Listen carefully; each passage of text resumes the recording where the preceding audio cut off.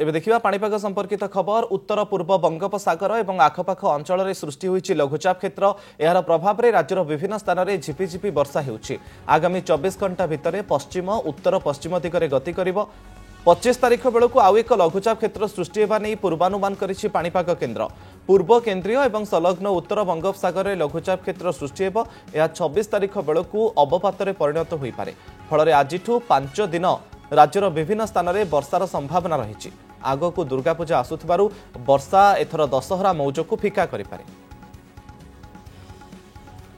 एबे देखिबा पाणीपाग संपर्कित खबर। उत्तर पूर्व बंगोपसागर और आखपाख अंचल में सृष्टि होईछि लघुचाप क्षेत्र। यार प्रभाव में राज्यर विभिन्न स्थान में झिपिझिपि वर्षा होउछि। आगामी 24 घंटा भितर पश्चिम उत्तर पश्चिम दिगरे गति करिवो। 25 तारिख बेलू आउ एक लघुचाप क्षेत्र सृष्टि होगा नहीं पूर्वानुमान करिछि पाणीपाग केन्द्र। पूर्व केन्द्रीय और संलग्न उत्तर बंगोपसागर में लघुचाप क्षेत्र सृष्टि होब। यह 26 तारिख बेलू अवपात परिणत हो पारे। फल आज 5 दिन राज्यर विभिन्न स्थान में वर्षार संभावना रही। आगक दुर्गा पूजा आसुथिबारु वर्षा एथर दशहरा मौज को फिका करि पारे।